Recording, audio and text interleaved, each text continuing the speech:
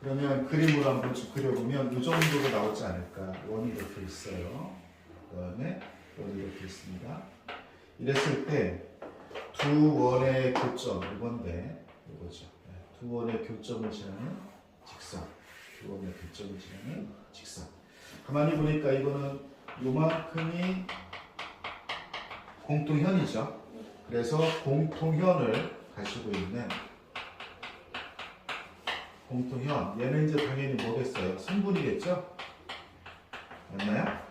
여기는 이 공통현을 가지고 있는 공통현의 식 이렇게 봐도 상관이 없어요. 여기까지 됐을까요? 네. 그랬을 때 우리가 어떤 생각을 하게 되냐면 얘도 원이고 얘도 원이잖아요. 그래서 그냥 이렇게 생각하시면 돼요. 원에서 원을 뺀 거. 다시 한번 뭐라고요? 원에서 원을 뺀 거를 이렇게. 그러면 얘도 이 원의 식을 어떤 형태로 놓은 거냐면 방정식 형태로 놓은 거고요. 얘도 어떻게 형태로 놓은 거죠? 방정식 형태로 놓은 겁니다. 그 앞에 있는 거는 뭐 이렇게 x제곱, y제곱, ax 플러스 by 플러스 c 이런 모습일 거고요.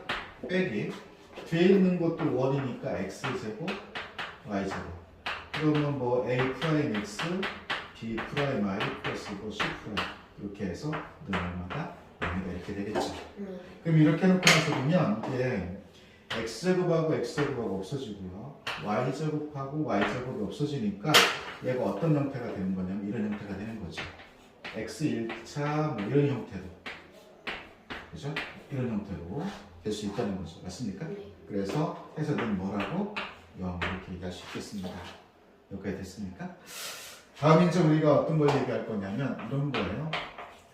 두 원의 교점 지나는 또 다른 원 이렇게 한번 적을게요.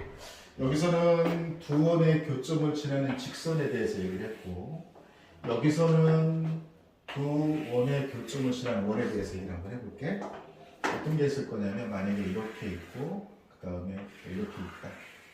그러면 얘가 원 교점인데 두 원의 교점인데 이 두 원의 교점을 지나는 또 다른 뭐 굉장히 많을 수 있겠죠.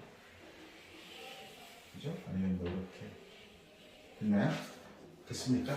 그럼 가만히 보면 여기서 지금 보면 두 원의 교점을 지나는 선분은 하나밖에 없어요.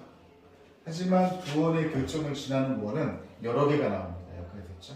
그래서 이거를 표현하고 싶을 때 어떻게 표현할 거냐라는 거예요. 여기 있는 너도 원이고, 그렇죠? 너도 원이고, 그 다음에 여기 있는 너도 원일 때 이렇게 표현하시면 됩니다. 원에다가 플러스 k, 이 k는 앞쪽에 있는 걸 붙이든 상관없습니다. 했을 때 얘가 얼마다? 0이다 이렇게 표현하는 거예요. 완결된 식이 0으로 왔다는 건 원의 식도 뭐로 온다는 거죠? 방정식 형태, 그죠? 얘도 방정식 형태로 온다는 거죠? 그래서 여기 이렇게 되겠습니다. 어떻게 될까요? x제곱 y제곱 ax 플러스 by 플러스 c 더하기 k가 이렇게 있습니다. 그래놓고 x제곱 y제곱 플러스 a 프라임 x b 프라임 y 플러스 c 프라임 해서 이걸 얼마라고 하죠? 0이라고 하죠. 됐나요?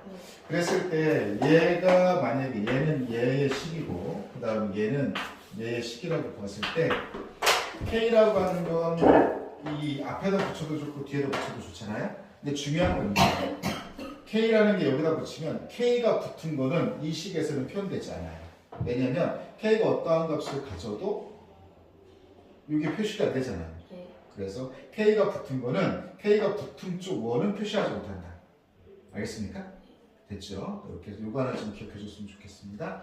이렇게 해서 얘가 이제 이거 가지고 문제를 어디까지 풀어낼 수 있냐면 92쪽까지 풀어낼 수 있습니다. 여기까지 됐죠? 됐어요?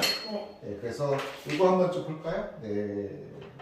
공통현 내시 공통현 성분이죠. 그러니까 공통현을 포함한 이게 공통현인데 공통현을 포함한 이 직선식을 구할 때 원에서 원을 뺀다. 이렇게 기억하면 되죠. 무조건 뭐 한다? 뺀다. 그렇죠? 네. 이렇게 기억하시면 굉장히 빠를 것 같고요. 두 원의 교점을 지나는 거는 1 플러스 K1은 0이라고 놓는데 K가 붙은 쪽은 표시되지 않아요. 이 식에서 알았죠? 네. 됐습니까? 여기까지